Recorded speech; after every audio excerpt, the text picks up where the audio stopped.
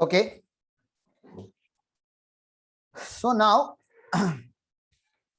actually, we are supposed to talk about section 44 double A and section 44 AB. Section 44 double A talks about mandatory maintenance of books of accounts, and section 44 AB talks about mandatory tax audit. These two are procedural sections of the PGBP chapter, but I'm keeping these particular sections pending for now, and I'm trying to move ahead and trying to explain you presumptive taxation. My dear friend, we people have studied this whole PGBP chapter in intermediate. We have studied, might be in BCom, we have again studied in CSE MA final. And after learning for all these many times, and we are professional people, we still find PGBP is complicated. Now you can understand in industry, the businessmen who are supposed to pay tax, the businesses and professional classes, for them it is more than extraordinarily complicated. For professionals like you, me, doctors, lawyers, advocates, so everybody can't understand the PGBP the way we understand, and therefore following up with the provisions like this is very difficult, my dear friend. So for small businesses, please understand, not for the all businesses, only for small, chotu businesses.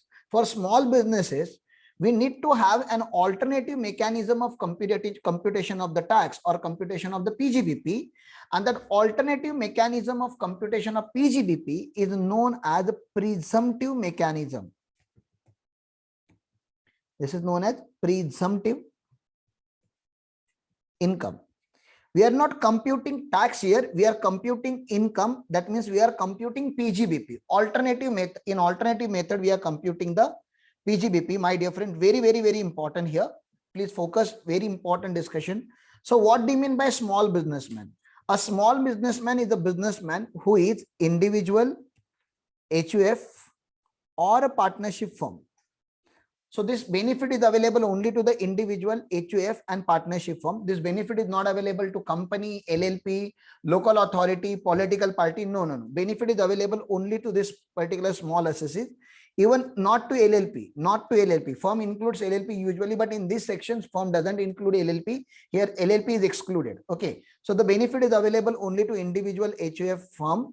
That too, who the turnover, please understand, who the turnover, that is gross receipt from a business in a last year. Okay, the gross receipt from a business in last year or this previous year is less than equal to 2 crore. Please understand, is less than equal to 2 crore. So 2 crore is a limit. So if your turnover is less than equal to 2 crore, then you can go for a presumptive income. So how do we compute PGBP for this person then? A person who is having turnover less than 2 crore. So PGBP is computed in a very simple manner, my dear friend. Very simple manner. We say here PGBP will be, PGBP is equal to 8% into turnover. Whatever is your turnover, 8% into turnover is equal by default assumed PGBP. So if my turnover is 100 lakh, my PGBP is 8 lakh. Please understand, very simple. If my turnover is 200 lakh, my PGBP is 16 lakh. If my turnover is anywhere in between, you just simply multiply 8% with your turnover, and within a minutes, you can determine your profit. So far as income tax returns are concerned, ITR, okay, ITR, for PGBP assessee, for presumptive assessee, we are having a very simple online ITR form, very simple form. Okay, you just have to go online and prepare the form, submit online. It is very easy to submit ITR form, ITR 4 for this kind of assessing. Okay. Now, Government of India since 2016 onwards, they are encouraging cashless economy. So what do you mean by cashless economy? They are encouraging the small businesses to have QR code. You know, QR code, we go to a tea shop or, stationery shop, and then we can scan our Google Pay or Amazon Pay account, and we can directly make payment from our UPI to their UPI. So that QR code or, Bheem UPI or online banking facility, government is saying you please go non-cash. Okay, please go non-cash, meaning thereby please accept the money by account pay check, account pay check or account pay draft or electronic clearing system or other prescribed modes. Sir, other prescribed modes, what includes in other prescribed modes? In other prescribed modes, we are having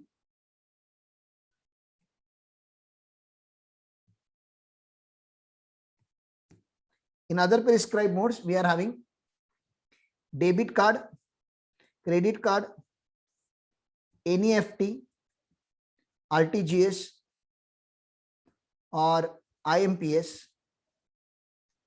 Apart from that, we are having UPI, we are having Bheem, Aadhaar Pay. Okay, all these items are included in other prescribed mode according to rule 6ABBA. All these items are written in 6ABBA, but that's okay. So if you are receiving your turnover by account pay check, account pay draft, ECS or other prescribed mode, then your PGBP is equal to, so PGBP is equal to, very simple, concessional 6% into turnover.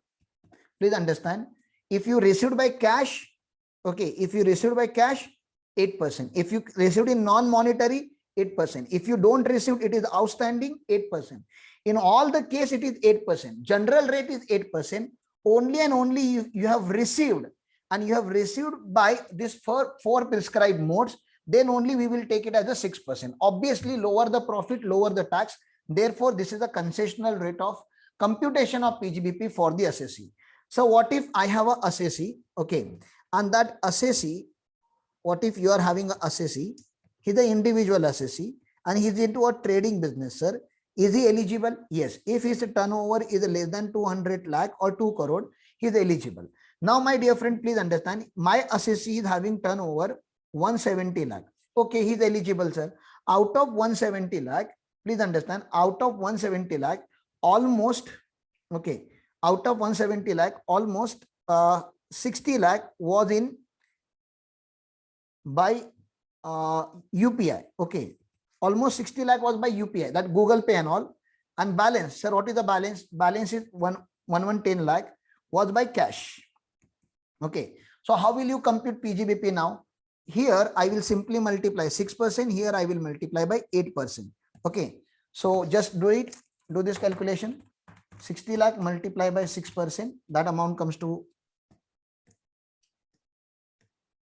3,60,000 plus 110 lakh into 8% is equal to 8,80,000. 8,80,000 plus 3,60,000 is equal to 12,40,000. See, this is how we compute. Very simple calculation whenever the assessee is from 44 AD section. Whenever assessee belongs to section 44 AD, we call it presumptive income, and this is how we compute presumptive income in 44 AD. Sir, is there any other condition? Yes, you should know those conditions. First of all, let me finish whatever I have taught. So section 44 AD, presumptive income for a business assessee. This is only for business. This is not for professional. This is not for what you say, any other activity like house property or income on dividend. No. Only business, hardcore business income. So this is applicable only for individual HFM firm, not even LLP, not to the company. If your aggregate turnover in the previous year is less than 200 lakh or 2 crore, then it is applicable. So how do we compute presumptive income? We compute presumptive income when you receive by account pay check, account pay draft, ECS or other prescribed mode. Then we take turnover multiply by 6%. Any other mode, it is outstanding, whatever is the reason. If they have not given any data, then by default we take 8%. Okay, this 2 point I have to explain you. But sir, this is not applicable to whom? This is not applicable to 44A. So why is it not applicable to 44A? Please mute your mic. So why is it not applicable to 44A? It is not applicable to 44A because for 44A GTA, goods transport assessees, for that we are having specific provision. It is also not applicable to professionals because for professionals we are having 44 ADA, and for assessees earning commission and brokerage or they are carrying any agency business, Whenever you carry agency business, obviously the goods, you are not buying goods and selling goods. Whatever you are doing, please understand, whatever you are doing is for commission, and commission is usually 100% your income. Usually 100% is your income. Therefore, we cannot say only 8% out of 100% is income. Therefore, it is not applicable for commission agent or any kind of agency business. So please remember this also. 44AD is not available for agents. It is actually available for traders, manufacturers, service providers, but not for the agents. This is the basic law that you should understand. Now, what I have not written here and what you should understand.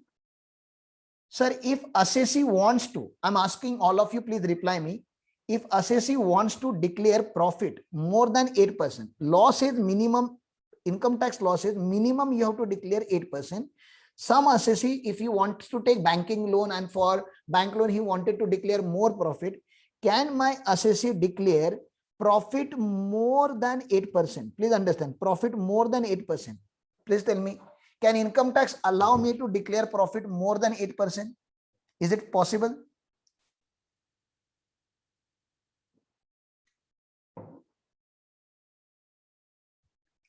Can I declare profit more than 8%? Will department allow me to declare profit more than 8%? Is there anything wrong in declaring more profit from income tax department perspective? 8% of your turnover comes to, say, for example, 10 lakh, but you wanted to declare 15 lakh. Is it possible? Is it possible to declare more profit? Please reply. Tejas is saying no. Pooja is saying yes. Others, please reply. Is it possible to declare more profit than presumptive profit? Definitely yes. Amay is also saying yes. So why?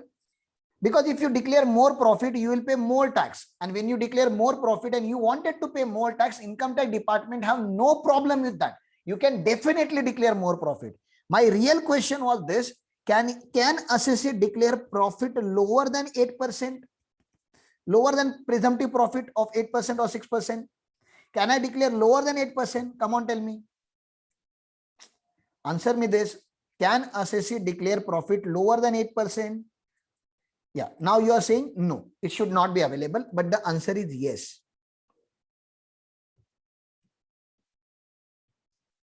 Answer is yes. Assessee can declare.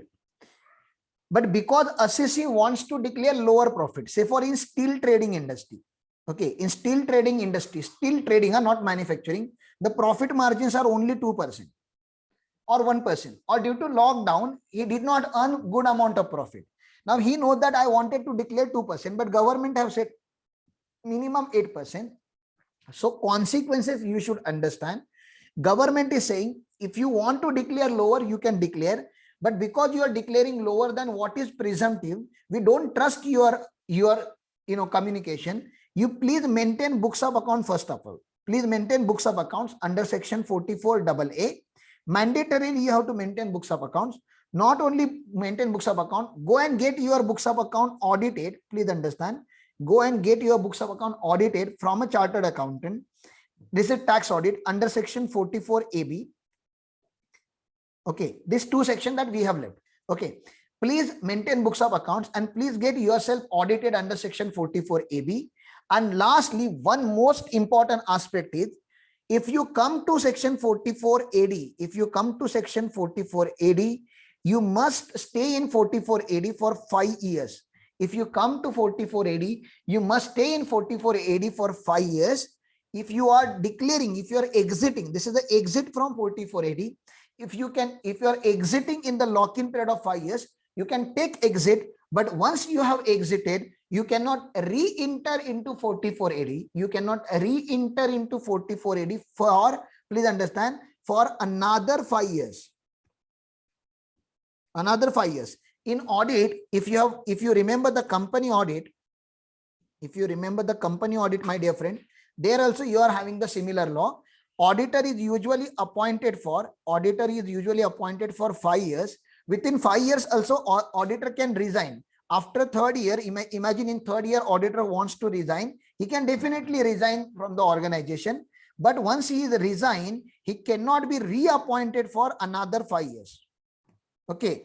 So they call it lock-in period, and this 5 year is known as the cooling period. So I'm using the same wordings here so that we should not get confused in 5 years.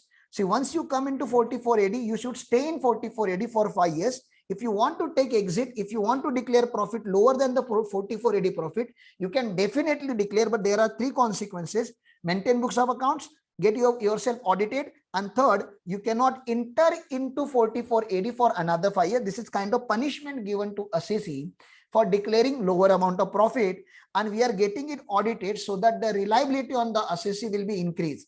We can't rely on the assessee, therefore we are relying on the audit done by the chartered accountants under section 44AB, that they will give the submit, they will submit the true and genuine data that yes, genuinely assessee is having lower profit than 8%. This is the law and this is the logic you should understand. Allow me to show you one question to give you more clear picture of the section 44AD from study material.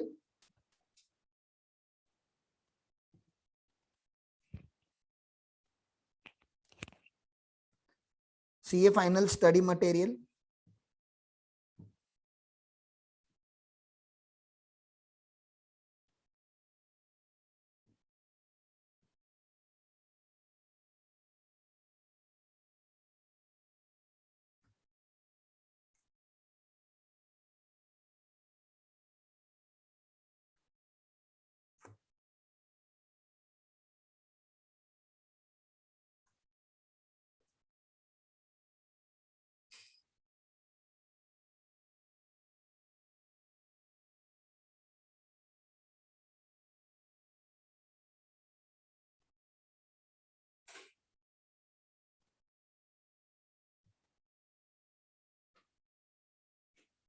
Okay, this is one of the comprehensive question.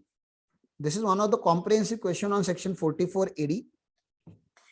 Mr. Praveen engage in a retail trade. Mr. Praveen is engaged in a retail trade. Please mark 2 words here. Mr. Praveen is an individual, okay, and he is engaged in a business which is eligible for 44AD. Reports the turnover of 1 crore 98 lakh 50,000, meaning thereby turnover is less than 200 lakh. So definitely all the 3 conditions are complied. So he is eligible for 44AD. For the financial year 2021, his income from the said business as per books of account is 13 lakh 20,000. So if you compute by following all the provisions of PGBP, allowances, disallowances, everything, then he has already given you PGBP amount 13 lakh 20,000 computed as per the provisions of chapter 4D, profit and gains from business or profession of the Income Tax Act 1961.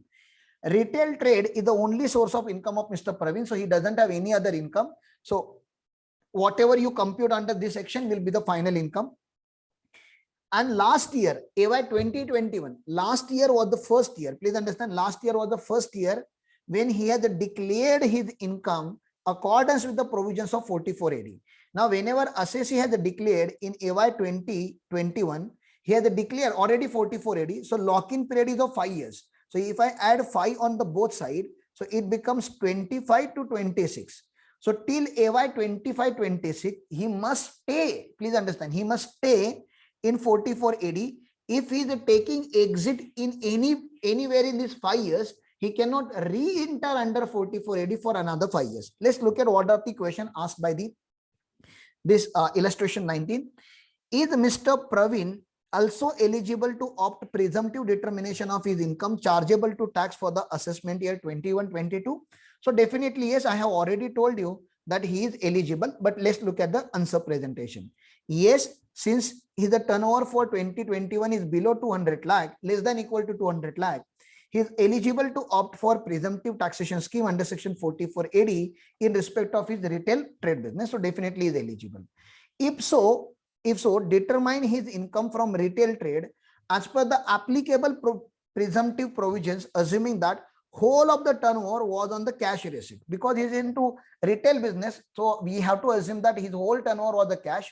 Now cash means we have to take this turnover 1 crore 98 lakh 50,000, 1 crore 98 lakh 50,000 multiply by 8%. Please understand, 1 crore 98 lakh 50,000 multiply by 8%, that is 15 lakh 88,000 at the rate of 8% on turnover. It is 15 lakh 88,000 This is my profit as per 44 AD. So look at this. His income from retail trade applying the presumptive taxation of 44 AD will be 15,88,000. That is 8% of 1 lakh, 8% on 1 crore 98 lakh 50,000. Now you can compare this number 15,88,000 with this number of 13,20,000. If you maintain books of accounts according to normal provisions of the act, your income is 13,20,000, and according to presumptive provisions, your income is 15,88,000. Obviously, you can save a good amount of tax. If you declare profit according to normal provisions, you can definitely save a very good amount of tax. Now, Praveen is thinking about exiting 44 AD and declaring lower profit. Is it possible? That is the third question. In case Mr. Praveen does not opt for presumptive taxation, and why someone will not opt for presumptive taxation? Definitely the income is higher in presumptive from the retail trade. What are his obligations under income tax law? So whenever something like this comes, you have to write 3 obligations. First, maintain the books of accounts, get it audited, and third, most important, you cannot re-enter in 44 AD, that is barred from 44 AD for another 5 years. Please understand this 5-year point, audit point, and books of account point you have to write. So let's look at the presentation. Third question is the most important question of this series. Mr. Praveen had declared profit for the previous year 1920 in accordance with presumptive provisions.